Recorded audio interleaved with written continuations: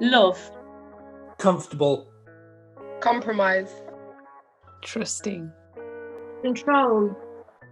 Being in a negative relationship can leave you scared and confused. It can be hard for you to see the actions for what they really are. Hello and welcome to Positive Youth Foundation's Roundtable Healthy Relationships edition. Our young people are here to discuss positive and negative relationships. My name is Nikki Miles, a project coordinator who will be your host today. I'd like to welcome our incredible young people, Aisha, Danya, Rad and Nadir.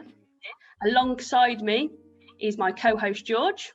We are very lucky to be joined by Jamie from Coventry Haven, and welcome and thank you for joining us today. So our podcast is all about having positive and negative relationships and passing our message on to other young people and people out there who are potentially in those sort of situations. So just throwing it out there, does anyone have any sort of indicators or anyone know anything that would sort of make you question that's not a comfortable relationship that you're seeing or being around? I think like being in a negative relationship changes both people from both sides of the relationship. Right. So obviously there's a boyfriend and girlfriend. If their relationship is not going good, like they are not gonna act the same around their own people, around their own like friends. And that's how you kind of get a feeling that something's not going right, because obviously a relationship is not only a physical thing, but it's a mental thing as well.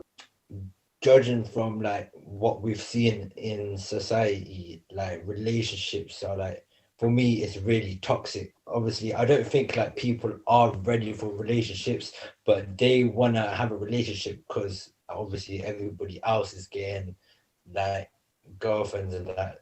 I think like people just do it for the show. And Nadir, you make a really good point there about it changing both people. And actually, if you see changes in behaviour when they're different when they're not with that person, and then they're different when they're together, that is a big indicator. There might be someone at your age who does fall in love, and that's absolutely fine, and they worship that person and everything's fantastic. You're making a very valid point that there is a lot of people at a similar age to yourself who go, okay, I'll just get in a relationship because my mate's in a relationship, my other friend's in a relationship, my other friend's going to get proposed to in 2 weeks' time, or panic, I need to find somebody. I feel like there's even the indicators. Nadir answered it really well, but what sort of indicators do you see around people that you may know, or you might see on social media, you might see on like telly, that would be a negative relationship? What would sort of go to you, whoa, I'm not comfortable with that? Definitely one thing would be lack of opinion. If it's a man, he may like let the woman take over, or if it's a woman, he may let the man take over. I feel like if there's a lack of opinion and lack of a relationship is supposed to be where both people aren't scared to voice their opinions and aren't scared to, because at the end of the day, the person you're in a relationship with, he or she or whoever is your safe space. They are who you feel comfortable with. And if you just completely destroy that narrative by like being silent around them and being like you can tell like the tension is like the tension in the room, and like when like definitely arguments are normal. Every healthy relationship has an argument. I think we all know this, like family members and stuff, but excessive arguing like over small things is just an unhealthy relationship. And I don't think sometimes unhealthy relationships aren't like one is abusing the other or something. It's just an unhealthy relationship. Like they're both annoying, like they're both not they're not compatible. Like they are making each other so unhappy, but because the sexual tension is there, they stay in the relationship. And they're both making each other so unhappy and so upset. Like every time they see each other, they argue. But Like that's a really unhealthy relationship. That's really toxic, and I think that's one of the worst ones, because it's not obvious. You won't know you're in an unhealthy relationship, but if you're being abused by someone, you know you're in an unhealthy relationship, but you just can't leave.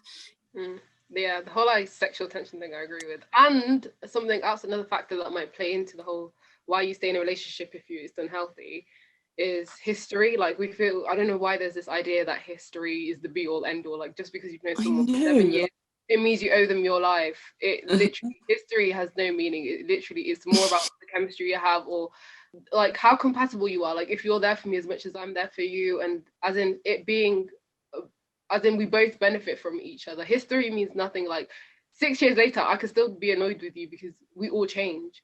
Like, history is not a reason for me to stay in a toxic relationship. Sorry, but in general, in terms of like talking about how to spot and notice a toxic relationship, I think it's just, I mean, I'm talking from a personal perspective. From what I've seen from the people around me, from friends, family, whatever it is, it's just so hard to spot it. Maybe it's just me being blind, but I think it's just so hard to spot it. I don't know. It's just, I find it so hard to spot it unless I've been, I don't know how to describe it. As in, even like, for example, my friend would tell me, oh, he does this, or, you know, he's done this to me, they've done this to me. But it's like, when they're together, you don't see it at all. As in, if she hadn't told me, it would be so hard for me to see that. Unless I have, for example, like, I have intuition. Like, my intuition is really on spot. Yeah. Intuition. If it wasn't for my intuition, honestly, I'd be blind to everything.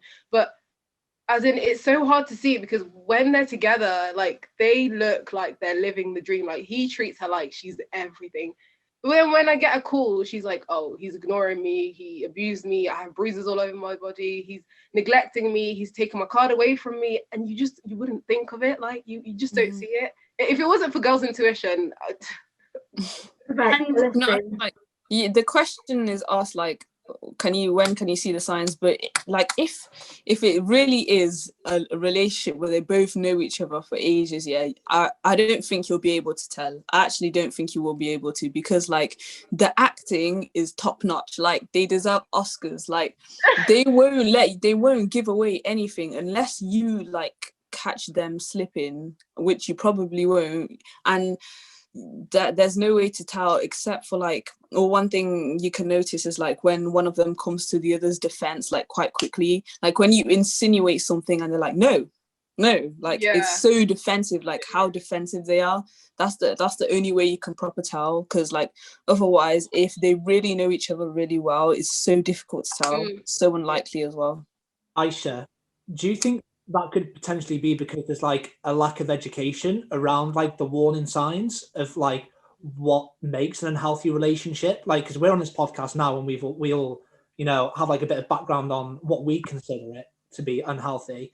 But do you think like people in other communities have that understanding?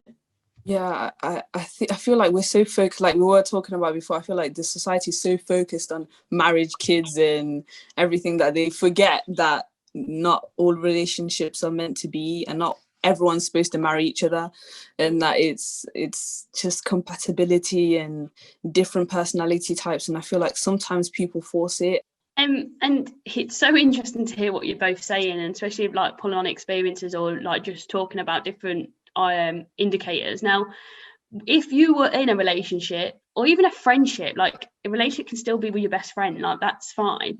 When would you start to wonder, what sort of things would you start going, oh, that doesn't seem right? What would they need to say for you to go, why is that happening? Why are you saying this? What would you, I want all of you to answer, like, what would they need to say to you for you to go, hold up, that's not comfortable with me, that's not right? Where would you feel uncomfortable? What would they have to say for you to go, stop?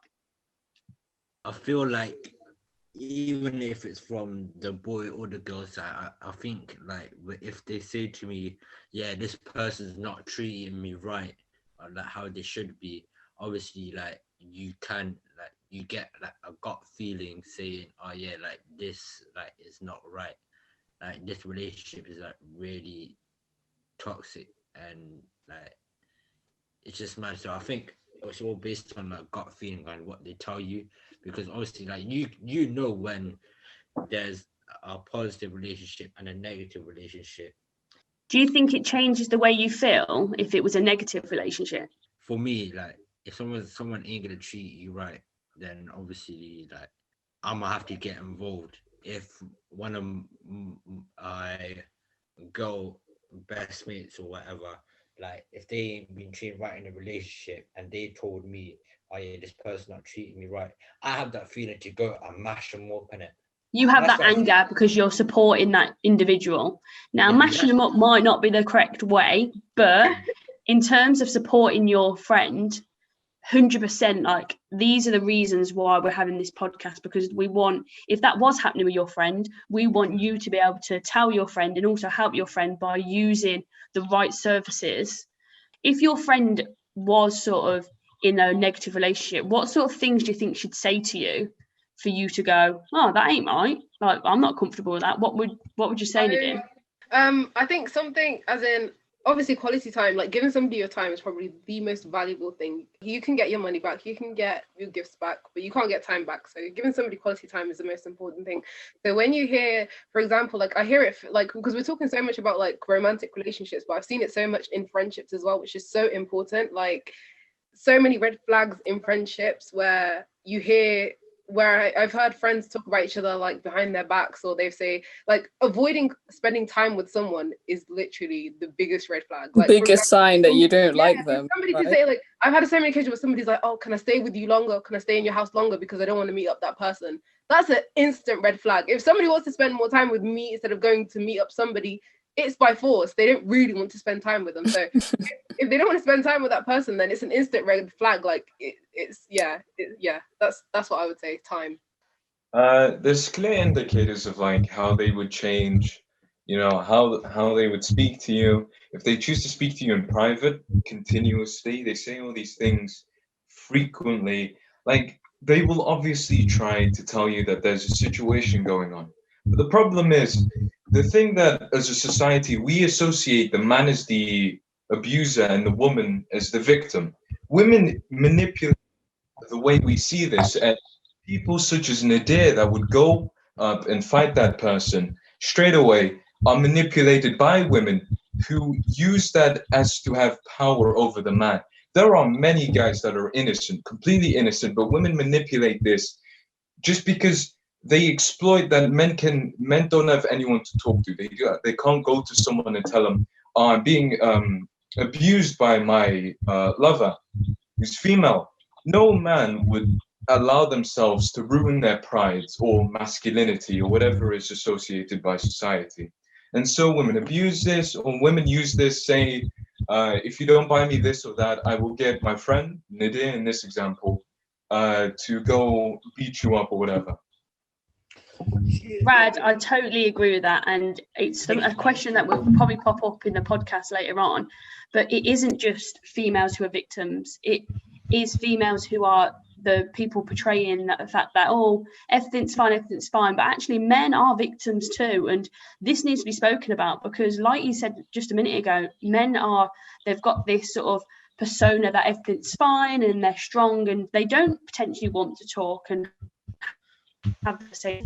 It might feel a little bit more difficult for a male to sort of speak about their feelings and emotions, and having that masculinity of going, oh, actually, like my wife or my partner is actually being unkind to me or saying these not very nice things, and men may not understand actually that is a form of negative relationship or domestic abuse. And it's so important that we have people like yourself and other role models to just sort of say, like, we can talk up, we can have those conversations. And Jamie being here with us on the call, Coventry Haven are working with males as well. It's an important organisation to make sure that all people are safe from abusers. More women are affected, but when it hits men, it hits harder, and because of the lack of resources in society in general. So yeah, I completely agree. Like men obviously are be abused in relationships 100%. Like I'm with that, and obviously like men aren't spoken about that much,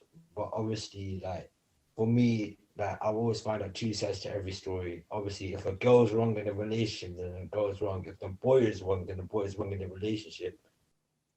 Yeah, and I'm sure, Jamie, you probably could vouch for this. I'm sure you've been working with a lot of different people, and end up having a lot of hearsay, and there's a lot of things going on, and there's one word and another person saying a different word, and actually it just becomes down to the fact that they're just not compatible, they're just not right for each other. And I know that there's probably a few sort of sayings that you hear quite a lot with some of your people you work with, like that person's constantly putting you down, that person's constantly texting you asking where you are, that person might be monitoring you, like checking your phone to see who you've been talking to, sort of choosing what you're wearing, or sort of judging them, going, oh, you're going to wear that tonight, or who you going out with. I'm sure there's a lot of triggers that we all use day to day, but actually when you really look into it, it's quite frightening that saying that one sentence could have a real big control on a certain individual. Absolutely, it's the pattern of behaviour, not just one thing on its own. So it might be a lot of gifts, a lot of intensity early on. It could be flowers left on your car, which on its own is, and other people would see that as a romantic gesture, but as time goes on and there's a whole load of other things, you know, that has a different meaning. That could mean, you know, that I know where you are at any time. It's those things like a change of personality, maybe a change of what they're wearing, that clothes that aren't appropriate for the climate, so they're hiding things like physical injuries, maybe bruises and things like that.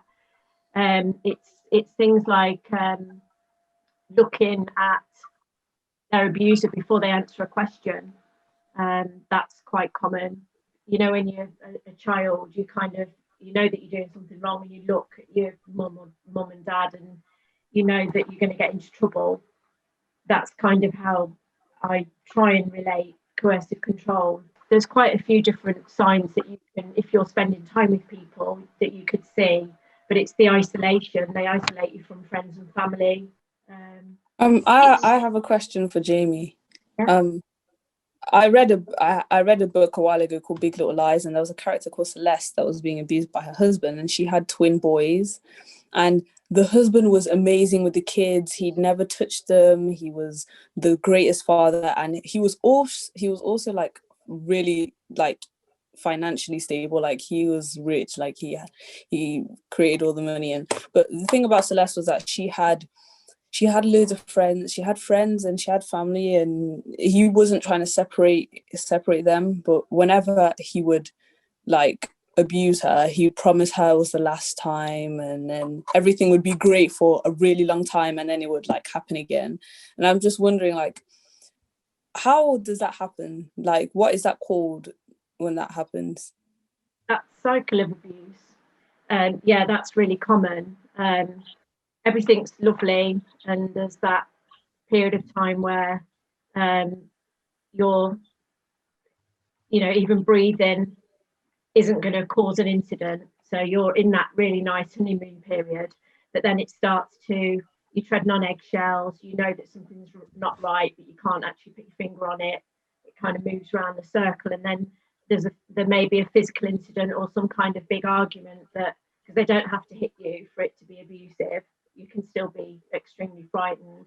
Then you get the apology and you get the real love bombing, and it starts again. That's so scary, you saying just that one point you just made about when someone asks that abuser a question and they look to sort of see what their response should be. Now, that would be a huge indicator to me to say they're losing who they are. They're losing their identity. They're losing their personality. And I think if we take anything from that, if that's sort of happening, if your friend has changed, a family member has completely changed, you haven't seen them for a while, these are indicators that we could probably go, okay, new partner or partner for however long, something doesn't seem right, because they're not the person they were before. And to be fair, a lot of people can change in relationships for positive reasons, and that's what a relationship should be. It should be that you're with somebody who makes you a better person and makes you happier. But in terms of if it's changing, then it's sucking the life out of them, really, isn't it? I suppose, to sort of not be that person they were originally.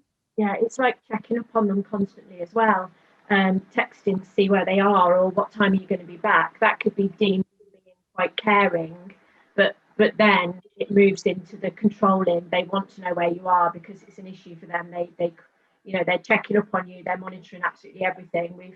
You have people who monitor mileage on the car seat position, their money, not just cash, but they have, change all of they stop them using social media. They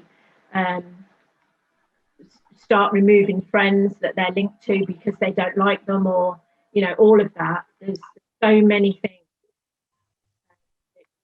that can pick up on. It's just, if you know what they are, and that probably goes back to George saying about raising awareness and knowing what those signs are, but it's a pattern of those behaviours. If you have been sort of any concerns, or you've listened to this podcast today and it sort of made you think a little bit more and you need some support, please visit Coventry Haven, or please visit Safe to Talk in Coventry. Also, if you need to speak to anyone at Positive Youth Foundation, we are also here to support. So thank you for listening, and thanks guys for being a fantastic guests. Thank you. Thank you. Thank you. Thank you, everybody. Great to meet you lot. You're amazing.